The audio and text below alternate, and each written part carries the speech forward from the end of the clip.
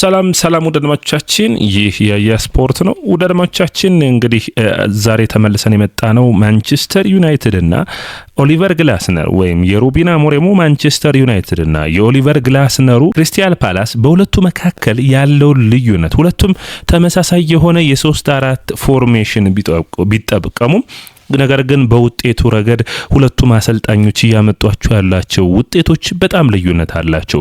ስለዚህ እውነት ሩበን አሞሪም ከአጫወት መቀየር ውጭ በ3-4-3 አጫወት ውስጥ ራሱ ዩናይትድ ቤት መለወጥ ያለባቸው ምን ነገሮች አሉ? ሩበን አሞሪም የ3-4-3 አጫወትን አልቀይርም ብለዋል። ታዲያ 3-4-3 አጫወትን ካልቀየሩ ነገር ግን 3-4-3 አጫወትን ሳይቀይሩ ምን ነገሮችን ማስተካከል ይጠበቅባቸዋል?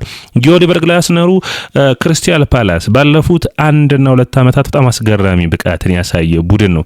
በዝቅተኛ በጀት በእንግሊዝ ፕሪሚየር ሊግ ላይ ከተቸገረው ከነበረው ኦሊቨር ግላስነር ከያዙት ጊዜ አንስቶ ግን ይህ ቡድን በተለይ ትልልቆቹን ቡድኖችን መፈተን ቀጥሎበታል። በዘንድሮው ውድድር ዓመት ብቻ ሊቨርፑልን 2 ማሸነፍ ችሏል። በኮሚኒቲ ሺልድ እና ባለፈው ሳምንት ደግሞ በእንግሊዝ ፕሪሚየር ሊግ ይህ ስብስብን ይህንን አጫወት ያሳዩ ነው። ኦሊቨር ግላስነር ምን የተለየ ነገር ከሩበን አሞሪም አንጻር ሰርተው ነው ይህ 3-4-3 የተሳካላቸው? የሁለቱን አጫወት ወስደን እናወዳድራቸዋለን። ወዳጆቻችን ይህ የስፖርት ነው። የስፖርትን ላይክ፣ ሼር፣ ኮሜንት፣ ሰብስክራይብ ማድረጋችሁን አትርሱ። ወዳጆቻችን ፕሮግራሞቻችንን ለመስራት ረጃጅም ጊዜዎችን ይፈጅብናልና የናንተ ላይክ፣ ሼር፣ ኮሜንት፣ ሰብስክራይብ ለኛ ትልቁ ክፍያ ነው። ላይክ፣ ሼር፣ ኮሜንት፣ ሰብስክራይብ ማድረጋችሁን አትርሱ። እንግዲህ ወዳጆቻችን ሁሉም 3-4-3 አጫወት ልክ አይደለም ብለን መከራከር አንችልም። በዘመናዊ እግር ኳስ በተለይ በእንግሊዝ ፕሪሚየር ሊግ የአንቶኒዮ ኮንቴው ቼልሲ የእንግሊዝ ፕሪሚየር ሊግን በ3-4-3 አጫወት ውጤታማ ሲያደርገው እንዲሁም ደግሞ ዋንጫዎችን ሲያነሳ አይተናል። ሌላኛው መነሳት የሚጠበቅበት በ3-4-3 አጫወት ዣቪ አሎንሶን አይተናል። አንቶኒዮ ኮንቴ፣ ዣቪ አሎንሶ በቅርብ ጊዜ እንዲሁም ደግሞ ሲሞኔ ኢንዛጊንም በዚህ አጫወት አይተናል። ነገር ግን እስቲ በእንግሊዝ ፕሪሚየር ሊግ በተመሳሳይ ቡድን ወይም ደግሞ በእንግሊዝ ፕሪሚየር ሊግ በሁለቱ ትልልቅ ቡድኖች ወይም ደግሞ በፓላስ እና በዩናይትድ ባሉት አሰልጣኞች ኦሊቨር ግላስነር እና እንዲሁም ደግሞ በሩበን አሞሪም 3-4-3 መካከል ምን ልዩነት አለ ብለን ስናይ እንግዲህ መጀመሪያ ከአማካኝ ክፍሉን ጀምር። የዩናይትድ ማንንም ደጋፊ ብትጠይቁት በክረምቱ የዝውውር መስኮት ሊያስፈርሙ የሚፈልጉት የሚጠብቁት አማካይ መስመር ነበር። ያ ግን ሳይሆን የዝውውር መስኮቱ ተጠናቋል። ታዲያ ይህ ስብስብ የአማካይ መስመሩ ከሁለቱ ቡድኖች አንጻር ምን አይነት ልዩነት አለ? እንግዲህ ከጠንካራው ክሪስታል ፓላስ የአማካይ መስመር ስናይ ጀፈርሰን ላርማ እንዲሁም ደግሞ አዳም ዋርተን ሁለቱን እንግዲህ አማካይ መስመሩ ላይ ይገኛሉ። የክሪስታል ፓላስ የአማካይ መስመር ተመጣጣኝ የሆነ የሚጫወት ሲሆን በደብል ፒቮት ነው የሚጫወቱት።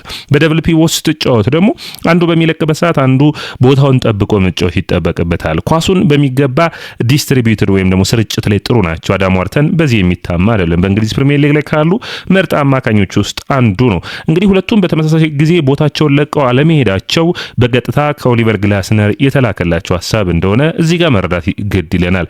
ዩናይትድ አማካይ መስመር ግን ካዝሜሮ፣ ኡጋርቴ፣ ብሩኖ ፈርናንዴዝ እና እንዲሁም ደግሞ ሜሰን ማውንት አንዳንዴ ሲጫወት አይተነዋል። ኩቢሜኖም እዚህ ጋር መረሳት የለበትም። የዩናይትድ ሁለቱም የአማካይ መስመሮች የሚያጫውቷቸው ተመጣጣኝ ብቃት የላቸውም ወይም ደግሞ በሌላ አባባል በደብል ፒቮት የሚጫወቱ አይደለም። ብዙውን ጊዜ የዩናይትድ አማካይ መስመር ላይ የሚሰለፈው ብሩኖ ፈርናንዴዝ ከካዝሜሮ፣ ብሩኖ ፈርናንዴዝ ከኡጋርቴ ነው። ስለዚህ ብሩኖ ፈርናንዴዝ ዋና ቦታው 10 ቁጥር ነው።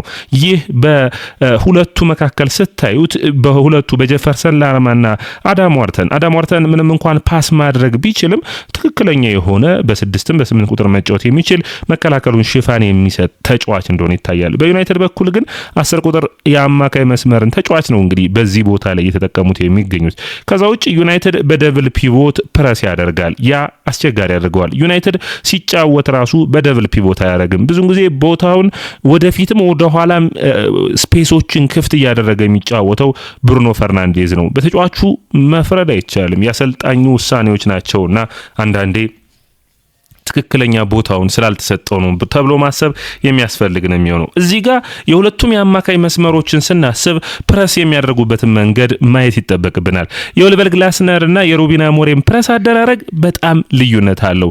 የቀንና የምሽትን ያክል የነጭና የጥቁርን ያክል ሁለቱም በሚገባ ፕረስ የሚያደርጉበት መንገድ ወደ አድማጮቻችን በጣም የተለያየ ነው። ምን ይለያቸዋል ካላችሁኝ የኦሊቨር ግላስነሩ ክሪስታል ፓላስ በሚጫወትበት ጊዜ በሚከላከልበት ጊዜ እንዴት ይከላከላል፣ ፕረስስ እንዴት ያደርጋል ብላችሁ ካያችሁ አንደኛ በአማካይ መስመሮቹ ፕረስ አያደርግም። ፕረስን የሚያደርገው ሙሉ ጨዋታውን አይደለም። ፕረስ በሚፈልግበት ኮንዲሽናል ፕረስ ነው የሚያደርገው። በጨዋታው ሂደቶች ውስጥ አስፈላጊ በሆነ ሰዓት ብቻ ነው ፕረስ የሚያደርገው። ያው ክሪስታል ፓላስ እንግዲህ ከወገበታች የሆነ ቡድን ስለነበር ወደ ኋላ ፈግፍጎ የሚጫወት ቡድን ነው። በሚድ ብሎክ የሚጫወት ነው። ዩናይትድ በሃይ ላይን ይጫወታል። ስለዚህ ይህንን ተከትሎ ፕረስ በዩናይትድ በሚያደርግበት ጊዜ ተከላካዩ ተጋላጭ ቡድን እንደሆነ መረሳት አይጠበቅበትም። ብሩኖ ፈርናንዴዝ እንደ አማካይ እንደ 6 ቁጥር ሚና ካያችሁት ቦል ሪከቨሪው ጥሩ ነው፣ ቁጥሮቹ ያመላክታሉ በእንግሊዝ ፕሪሚየር ሊግ ካሉ። ነገር ግን ቦል ሪከቨሪ ብቻ በ6 ቁጥር ወይም መልሶ የመቀማት አቅም ብቻ በ6 ቁጥር ቦታ ላይ ወይም ደግሞ በ8 ቁጥር ቦታ ላይ እንድትጫወት የሚያደርግ ሆኖ አይታይም። ያ ብቻ በቂ አይደለም። በአጠቃላይ የዩናይትድ እና በክሪስታል ፓላስ መካከል ያለው ትልቁ ልዩነት እዚህ ጋር መነሳት የሚጠበቅበት ዩናይትዶች አዳም ዋርተን የላቸውም ማለት እንችላለን። የአዳም ዋርተን ሚና በክሪስታል ፓላስ ቤት ከፍተኛ ነው። ክሪስታል ፓላስ አዳም ዋርተን ሲኖረውና ሳይኖረው በጣም ይለያያል። ምን ይለየዋል ካላችሁኝ አዳም ዋርተን በእንግሊዝ ፕሪሚየር ሊግ ላይ ካሉ በጨዋታ ውስጥ ከ4.8 ፕሮግሬሲቭ ፓስ ያደርጋል። በጣም የሚገርም ቁጥር ነው። ወደ 5 ኳሶችን ማለት ነው። ይህ ማለት የዩናይትድ የአማካይ መስመር ላይ ያሉ ተጫዋቾች አንጻር ምን ልዩነት አለው ካላችሁኝ ዩናይትድ የአማካይ ክፍሉ ፕረስ በሚያደርግበት ጊዜ እና ደግሞ ቦሉም ፕሮግረስ ከማድረግ ይልቅ የብሩኖ ፈርናንዴዝ የሚያሳዝኑ አምቢሺየስ ኳሶችን ነው ወደፊት የሚልከው። እነዚህ ኳሶች አንዳንዴ ከተሳኩ የሚገርሙ ጎሎችን ዩናይትድ ሊያስገኙ ይችላሉ። ካልተሳኩ ግን ዩናይትድን ለመልሶ ማጥቃት የሚያዘጋጁት ይሆናል። በተቃራኒው አዳም ዋርተንን ካያችሁት ኳሱን ወደፊት ይዞ ስለሚሄድ ፋውል ይሰራበታል።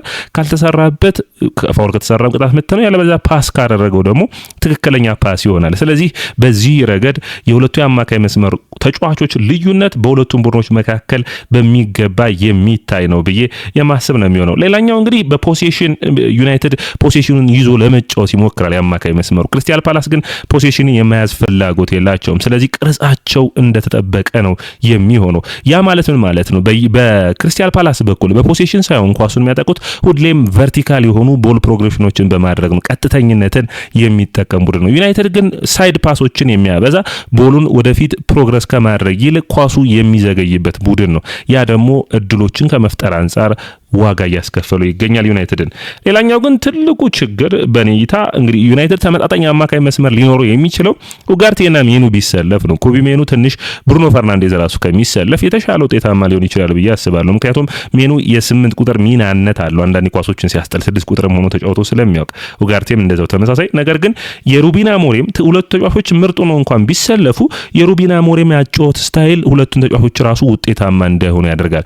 አንደኛ የሩበን አሞሪም ያጫወት ሁለቱም ወደፊት ሂደው ፕረስ ማድረግ ይጠበቅባቸዋል። በኦሊቨር ግላስነር ቡድን ግን አንዱ ከሄደ አንዱ ይቆያል። በደብል ፒቮት መጫወታቸው ትክክለኛው ሁኔታ ይህንን ስለሚያደርግ ማለት ነው። በእነዚህ ሁኔታዎች መካከል ልዩነት አለ።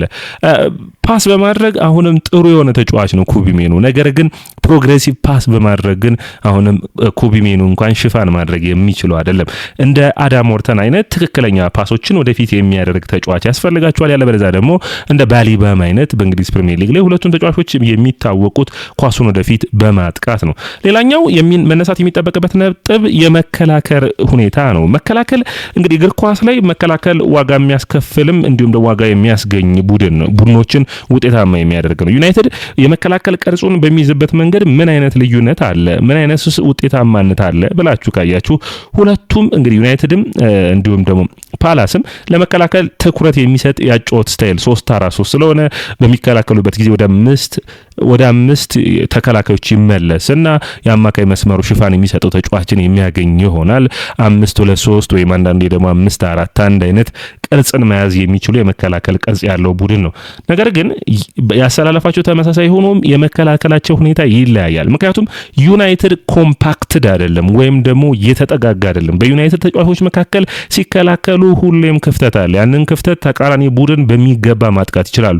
የዩናይትድ የተከላካይ መስመርና የአማካይ መስመር በተለይ ዩናይትድ ፕሬስ አድርጎ ኳሱ ተቀምጦ ዩናይትድ ወደ መከላከል ሲመለስ ተቃራኒ ቡድን በመልሶ ማጥቃት በሚመጣበት ጊዜ በሚገባ ክፍተት ቦታዎች አሉ። ያንን ደግሞ ተቃራኒ ቡድኖች በሚገባ ያጠቁታል።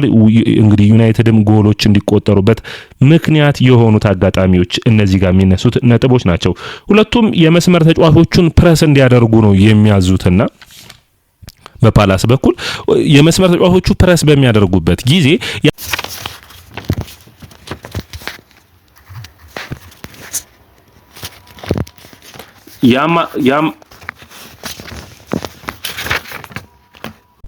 የአማካይ መስመሩ የሚይዘው ቅርጽ ይለያያል። በዩናይትድ በኩል ከፊት ያሉት 3 ተጫዋቾች የአማካይ መስመር ላይ ያሉት 4 ተጫዋቾች ኦልሞስት 7 ተጫዋቾች ወደፊት ፕረስ ያደርጋሉ በተመሳሳይ ሰዓት። በክሪስታል ፓላስ በኩል ግን ሁለቱ የመስመር ተጫዋቾች ፕረስ በሚያደርጉበት ጊዜ እንዲሁም አንዳንዴ አንዱ አማካኝ አብሮ ተጨምሮ ፕረስ በሚያደርግበት አንደኛ ሳይድ ፕረስ ነው የሚያደርጉት። ስለዚህ በዛ ቦታ ላይ የሚሰለፉት በጣም ኢንተንሲቲን ከኦርጋናይዜሽን ጋር የያዙ ናቸው። ማጥቃቱን ከመከላከሉ ጋር እንዲሁም ደግሞ ቅርጻቸውን ሳያጡ ነው የሚከላከሉት። ኢንተንሲቲውን በፍጥነቱም ዩናይትድም ኢንተንሲቲ ያለው ቡድን ነው በዘንድሮ የውድድር ዓመት። ነገር ግን ኢንተንሲቲው ዊዛውት ኦርጋናይዜሽን ወይም ደግሞ ካለመደራጀት ከሆነ ለተቃራኒ ቡድን ኬዎስ ውስጥ ያለ ቡድንም በቀላሉ ቀውስ ውስጥ ያለው ቡድን በቀላሉ ማጥቃት እንዲችል የሚያግዝ ነው የሚሆነው። 3ቱ ተከላካዮች ሽፋን ከአማካይ መስመሩ አይሰጣቸውም። በዩናይትድ በኩል በክሪስታል ፓላስ በኩል በሚገባ ያንን ሽፋን የሚያገኙ ይሆናሉ። እዚህ ጋር እንግዲህ ሩበን አሞሪም መጠቀስ ያለባቸው ይመስለኛል። የሩበን አሞሪም ፕረስ አደራረግ ማን ቱ ማን ፕረስ ነው። ማለትም አንድ ተጫዋች ነው ፕረስ የሚያደርገው። ስለዚህ ብዙን ጊዜ ተጫዋቾች ቦታ መልቀቅ የሚጠበቅ ነው። ቦታውን ሲለቁ ተጫዋቹን ፕረስ የሚያደርጉትን ሲፈልጉ ሌሎች ቦታው ላይ ስፔስ ይፈጠራል። ተጠያቂው ለዚህም አንዱ ብሩኖ ፈርናንዴዝ ነው። ብሩኖ ፈርናንዴዝ አንድ ተጫዋችን ፕረስ ለማድረግ የአማካይ መስመሩን ከደብል ፒቮቱ ለቆ ይወጣና የአማካይ መስመሩ ሌላኛው አማካይ ተጫዋች ሙሉ በሙሉ ተጋላጭ ያደርገዋል። ተከላካይ መስመሩንም ተጋላጭ ያደርጋል። በተቃራኒው ግን በክሪስታል ፓላስ በኩል ሳይዱን ነው ፕረስ የሚያደርጉት። በቀላሉም በሚገባ መከላከል እንዲችሉ የሚያግዛቸው ይሆናል። ያ ማለት ምን ማለት ነው ካላችሁኝ ወደ አድማጮቻችን ፓላስ ፕረስ ዊዝ ፕሮቴክሽን ነው የሚያደርገው። ማለትም ፕረስ ያደርጋሉ። ከዛ ውጭ ደግሞ ቡድናቸውን ተጥንቃቄን ባለበት መልኩ ነው ፕረስ የሚያደርጉት። በተቃራኒው ማንቸስተር ዩናይትድ ፕረስ የሚያደርገው ዊዛውት ፕሮቴክሽን ነው ወይም ደግሞ ጥንቃቄን አይወስዱም። ያ ደግሞ ዩናይትድን ውጤታማ አላደረገውም። በአጠቃላይ ግን ዩናይትዶች እነዚህን ችግሮቹን ለመፍታት ምን ማድረግ ነበረባቸው ብለን ካየነው በአጠቃላይ ካርሎስ ባሊባ አይነት ፊርማ ያስፈልጋቸው ነበር። ስለ ካርሎስ ባሊባ ብዙ ነገር አውርተናል። ነገር ግን በቦል ፕሮግሬሽኑ በኩል እንደ ባሊባና ዳሟርተን አይነት ተጫዋቾችን የሚያገኙ ከሆነ ዩናይትድ በጣም ውጤታማ ይሆናል። ነገር ግን ወደ 175 ሚሊዮን ፓውንድ ዩናይትድን ዋጋ የሚጠይቋቸው ነው የሚሆነው። ይህ እንግዲህ ትንሽ አስቸጋሪ ይሆናል። በቀጣዮቹ ጊዜያቶች የሚጠበቅ ነው የሚሆነው። በመጨረሻ ግን አጠቃላይ በኦሊቨር ግላስነሩ ክሪስታል ፓላስ እና በማንቸስተር ዩናይትዱ በሩበን አሞሪም መካከል ያሉትን 4 ነጥቦችን ባጭሩ ላድርስ። ሁለቱም ፕረስ ያደርጋሉ። ነገር ግን ፕረስ ሲያደርጉ የሁለቱም ልዩነት እንዳለው ምክንያቱም የነዛኞቹ ማን ቱ ማን ፕረስ አይደለም። የዚህኛው ግን ፖዚሽናል ፕረስ ነው የሚያደርጉት፣ ዞናል ፕረስ ነው። ስለዚህ ውጤታማ ነው የኦሊቨር ግላስነሩ ቡድን። የማንቸስተር ዩናይትድ በተቃራኒ ውጤታማ አይደለም። ፓላስ በሚገባ ቅርጽ ይዞ ይከላከላል፣ ዩናይትድ ቅርጽ ይዞ አይከላከልም። ሶስተኛው ነጥብ መነሳት ያለበት ዩናይትድ ቅድመ መከላከልን አያደርግም። ተጋላጭ ሆኖ ነው የሚያጠቃው። ያ ማለት 7ቱ ተጫዋቾች ያጠቁና የማል ያሉት ተከላካዮች በጣም ተጋላጭ እስከሚሆኑ አንዳንዴ 2 የማል ተከላካይ እስከሚቀር ድረስ ዩናይትድ ተጋላጭ ነው ማለት ይቻላል። ከዛ ውጭ ለዩናይትድ ደግሞ ትልቁ መፍትሄ የሚሆነው ብሩኖ ፈርናንዴዝን ከ3-4-3 አጫዋት ውስጥ ከአማካይ መስመሩ ላይ በመውጣት ወደሚፈልገው የ10 ቁጥር ሚና ቦታ መውሰድና በዛ ቦታ ላይ ትክክለኛው የአማካይ ተጫዋቾችን ማሰለፍ ሜኑና ኡጋርቴን፣ ካዝሜሮና እንዲሁም ደግሞ ኡጋርቴን ሌሎችን እንደዚህ አይነት ቅርጽ ቢያንስ ዩናይትድ እንዲይዝ የሚያግዙትን ተጫዋቾች ማሰለፍ የሚጠበቅ ይሆናል። ሰላም ወደ አድማጮቻችን፣ ይህ ያያ ስፖርት ነው። ያያ ስፖርትን ላይክ፣ ሼር፣ ኮሜንት፣ ሰብስክራይብ ማድረጋችሁን አትርሱ።